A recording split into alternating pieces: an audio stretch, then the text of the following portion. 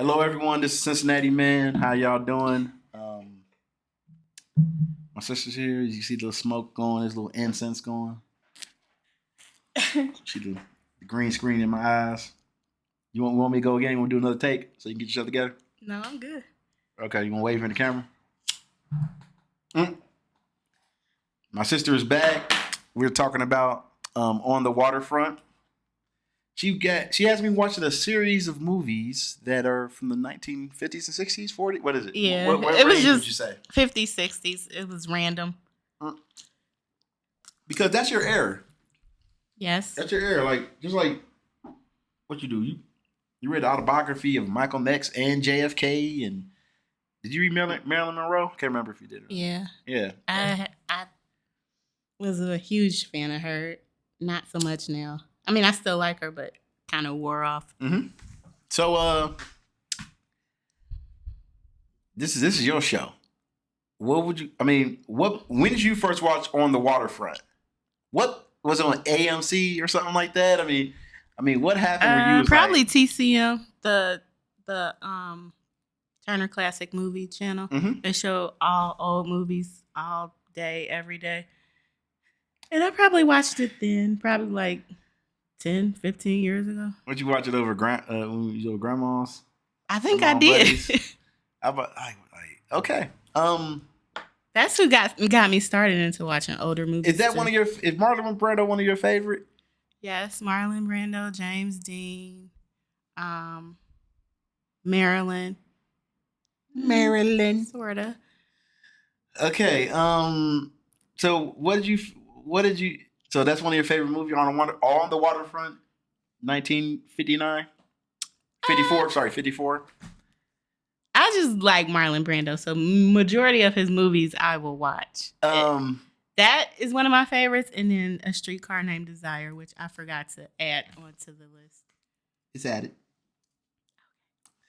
I was okay when it. You know what I love about the back in the day movies?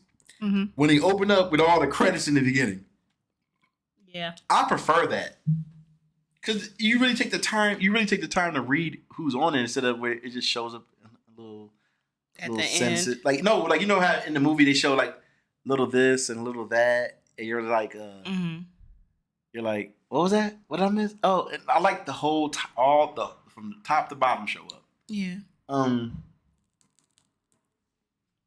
You know when it opened up and he told dude that hey he whispered something. I couldn't understand what he said. I didn't have the caption on, but he was like, hey, you go tell him to come out here. Was it Joey? Yeah. Yeah. You know, his character gave off. I feel like Sylvester Stallone took a lot from this. From who?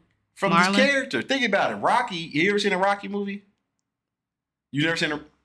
I've seen the first one, and then don't you remember he was a leg breaker for the mob? He was supposed to break people's finger. See, look, okay. I've seen the first Rocky, and then that's the main thing that shows you that he works for the mafia. So you looking like that? You don't just say you don't remember it. So it's fine. It's not my thing, you know. I watched it. You wrong. It didn't connect with me. You wrong. You gotta watch it again. And I watched the one where they had the robot. That ain't the same thing. I know. I'm saying. No, I'm saying okay. It's fine.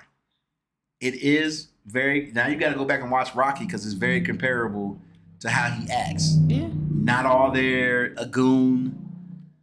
Surprised that thugs kill people. Y'all killed him? I didn't think y'all was gonna kill him. And even why you gotta do that? Because that's how he looked. He was like, what? That's y'all know I'm in the mob. My brother's in the mob, but I thought y'all was gonna just beat him up. You're like, really? Maybe he never saw the end of it. Is it in Chicago? Where does this take place? I don't know where this takes place. I feel like it's Philly or something. Well, no, because it's on the I don't know. Or the Waterfront Crime Commission. Let me see if it shows it on Wiki. It says New York. It didn't give off a New York vibe. It didn't. I really felt like it was Chicago or something like that. Are you right, Philly? But then again, remember there was a part in there when he was like, you ain't gonna be able to work from the north to the south. Yeah. So maybe that's why it ain't Chicago. I don't know. I think one disturbing thing was the guy that died, his sister was trying to investigate everything, and he instantly started trying to spit game at her, and I was like, Edie, like it was just odd. It was like, hey, how you doing? My brother died. We gonna go on a date? It's like, dang. That is one problem that I have with the movies from the 50s and 60s. Everybody falls in love in like a day. Dude, we need to bring that back, dude. Anyway, I was surprised that George C. Scott was in this. Is that his name? George? What's his name? I'm gonna say his name wrong. Oh no, I kept on saying George. Why keep on saying George C. Scott? Lee Cobb. Who's George C. Scott then? I kept saying George C. Scott. I don't know. Look him up. Cause then he played Patton. 12 Angry Men. You know what I'm talking about, right? Yeah. Don't tell me they look alike. George. You know what I'm talking about? Mm-hmm. I just never knew Patton's real name. Wow, they do look alike. Lee Cobb and George C. Scott look alike. You know what I'm talking about, right? Mm-hmm. I'm tripping. Because the whole time I was watching it live, I was like, oh, that's George C. Scott. He played Patton. And well, see, hey, we do, I'm about to type, wait, Lee Cobb, Lee J. Cobb, George.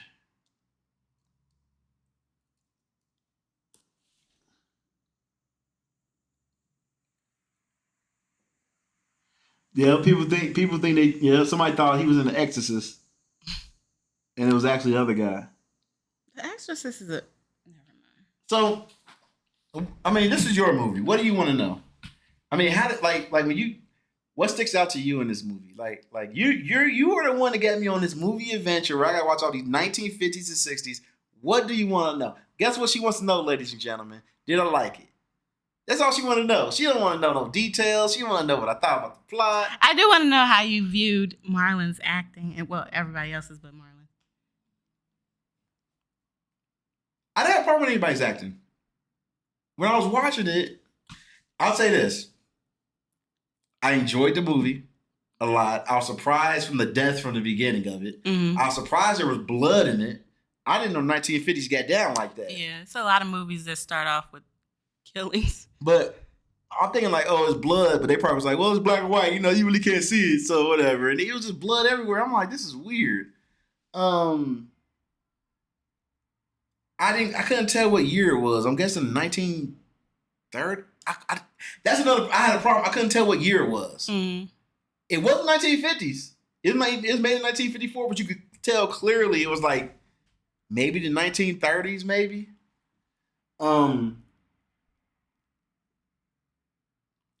The priest was 100% in Patton with George C. Scott, though. The priest was. I remember that nose anywhere. that priest got a big old nose, and I was like, I know him from somewhere. And let me see, where's he at? What was his father? What's his name? Those inspectors were killing me, too. The inspectors, like with the bummy hats and everything. Like my thing is, why he a cop? Why his hat was all jacked up? Looked like it belonged on the scarecrow. The love interest. Everybody. It goes down as a movie that I would definitely recommend. It goes down as a movie that everybody said nobody remember that I actually like anything because everybody's haters. I would definitely like to. I wish I knew what happened after it. Yeah. Because it was like, because I was like, did he live after that? Like, could he, is he okay? I think he lived. Barely. What tripped me out was when they had the court scene and they were all sitting together. And I didn't realize until it was his time to testify and he just got up. I was like, wait a minute. Yeah. I was like, that didn't even sound right. I'm glad he did testify. Another issue, remember when he went to go see Edie at her house, but the dad wasn't there. I'm like, but I thought they was all living together. Who? All living her and her dad. Yeah, they were. So when he knocked on the door, you thought the dad would have been like, get out of here. Well, the dad could have been out doing whatever he was doing. When he gave her drinks at the bar, like, yeah, take a shot and a beer. She was like, oh, I never had that. I'm down. And she knocked that shot back. I was like, oh. She was lying. She was lying. Don't nobody take no shots like that. She took a shot. Yeah, she took a shot like a champ. Yeah, I don't drink regularly like that. I couldn't do that. So the moral of the story, women lie. You know what kills me? She was like, hey, when the priest was like, you got to tell her the truth of how you knew that, how you set up the brother to die. And he did. And it was perfect because the screech of the shipyard horn, I love that scene. I think it added to his anxiety, obviously, of telling her. Did they win any awards over this? I think he did. Well, I don't know. I think he was nominated. Oh, dang. Imani. You read? It won like 8 awards. Yeah. It won Best Motion Picture, Best Director, Best Actor, Best Supporting Actress, Best Story and Screenplay, Best Art Direction, Best Cinematography for Black and White, Best Film Editing. I think it might have won an award. I don't know. I'll tell you.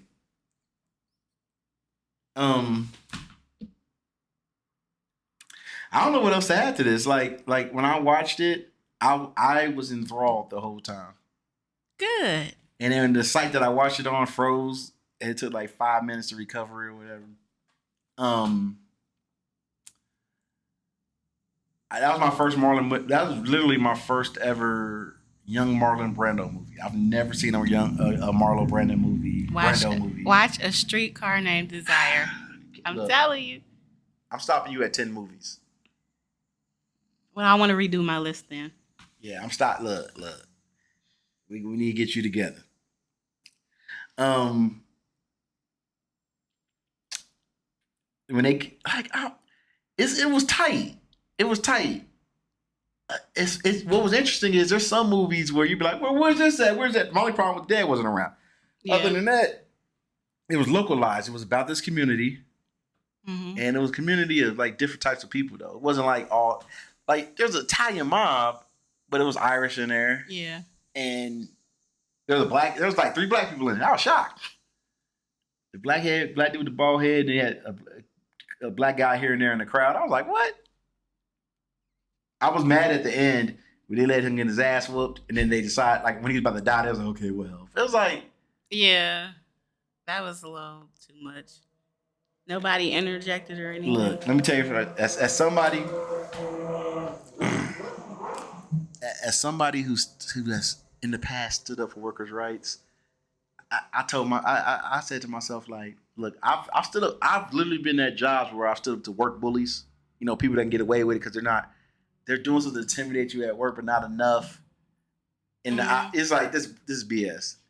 I did, when I was making that random list, I did think about that and what you just said. But I ain't get my ass whooped for nobody. Oh, yeah, no. Hey, you gonna get stomped out. Not over no job. Hey, like we gonna let you get stomped out, and right when you on the verge of death, we gonna come and step in. But you made a point. That's why they got Indeed.com. That's what they got. Not in the 1950s. Oh, you right. That's why they say I quit, and you go into the job, whatever. I got nothing else to say. Like, I thought you was gonna be all enthused and everything. You just chilling. Look, I'm telling you right now. You need to be prepared. These are your movies. These are your movies for me to watch. So whatever you gotta ask, whatever you want to break down, whatever little tidbits you get, feel free. I know this is your first time like doing a series, but you are making me watch this. You gotta be prepared. I am prepared.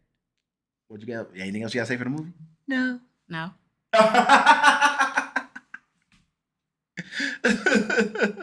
Prepared you are, huh? You sound like Will Smith when you just laugh. No, I do not. Nah, no, I don't. You know what I'm saying? Do it again. Do it again. I can't. That's a natural laugh. That wasn't me trying. Well, I'm Cincinnati, man. Y'all have a good one. definitely watch on the waterfront. I mean, it's going to be a different pace. That's the thing. It's 1950s. I mean, you gotta be okay watching stuff for the time that it is, and not immediately be like, I can't watch this. Open up your mind, free your mind, Craig. Open up, stimulate your mind. You know, we're gonna keep this going, and I think it's gonna get more interesting. Y'all have a good one. You gotta say bye. You can't just bye.